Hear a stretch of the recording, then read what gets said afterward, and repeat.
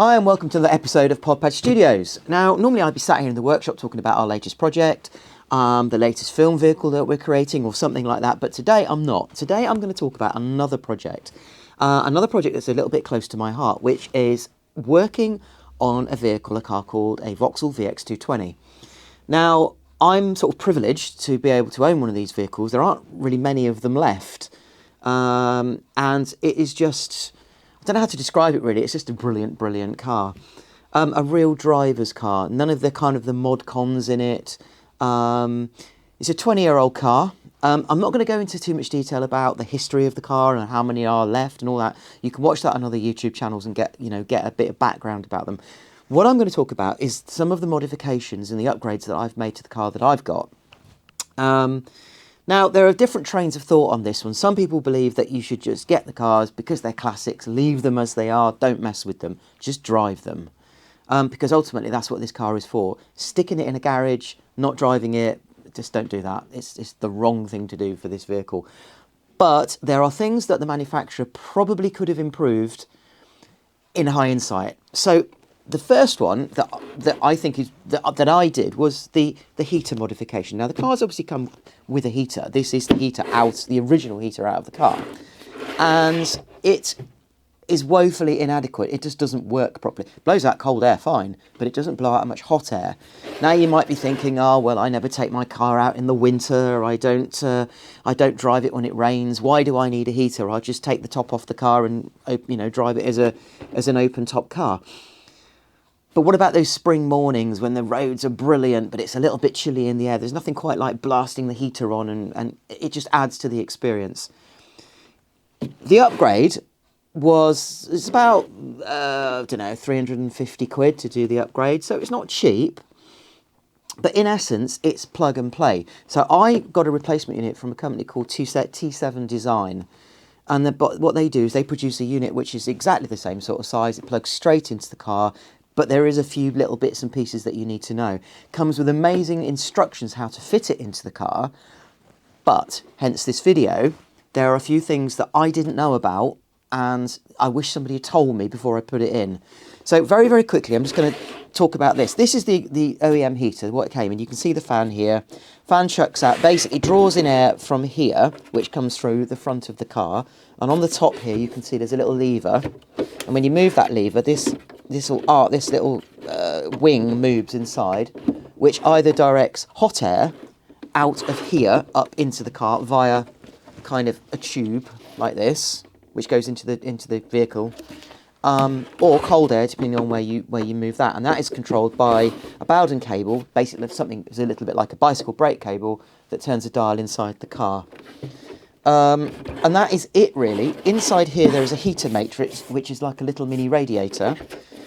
You feed in here, basically coolant goes in and coolant comes out. And that comes from from the routing of the coolant in the car.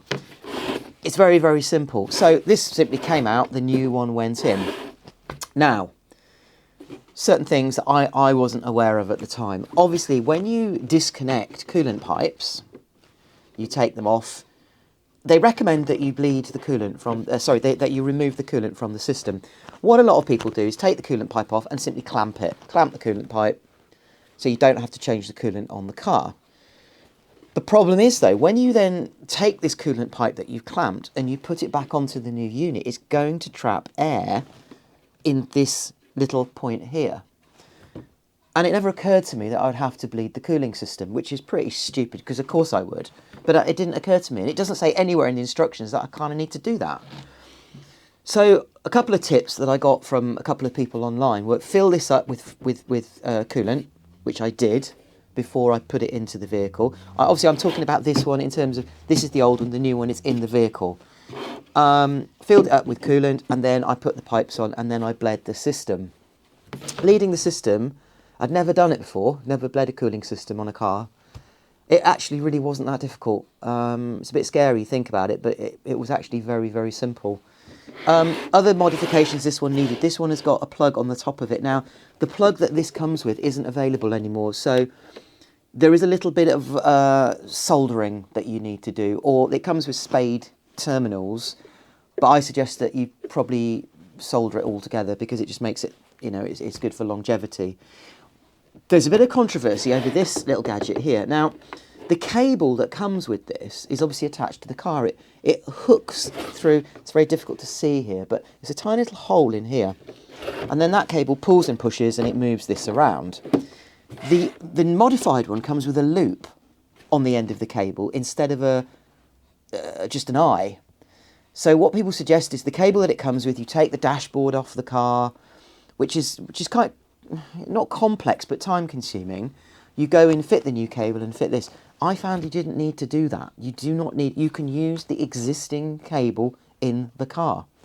The cable that comes out of the car terminates in a straightforward piece of inner wire.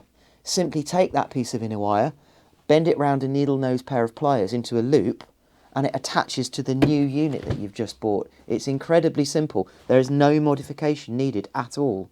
You don't need to take the dash off. Can if you want, but you didn't need to. So really, that is the heater from the car. What we're going to have a look at now is the heater, what it actually looks like in the car. So we can see that the washer bottle has been moved out of the way, so we can see the heater in place, the new heater in place. That brass coloured valve is where the coolant goes from the engine into the top of the heater matrix.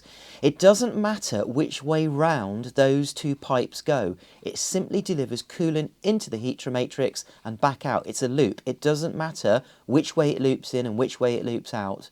Another mod that was done was the battery, a smaller battery fitted, more powerful battery but smaller, which means you've got a lot more working room around it. The only mod that needed to be done was on this bracket, and you can see the holes, the ovals had to be slightly enlarged because the battery sits about 3 to 4 millimeters higher than the existing OEM battery. But much more powerful battery, gives you loads of space to work with around the heater matrix, and the battery, of course, it's easy to move it in and out of the vehicle without losing any skin off your knuckles. So lots of other things going on here. Aluminium water deflectors placed everywhere all over the car. You can see one here with the smiley face. Directs water away from the electronics, which the bonnet directs water to the electronics. So that helps direct the water away. Here at the back in the engine, extended the deflector again, keeping the water away from the coils. Here, normally people fit a carbon fibre cover over the water bottle.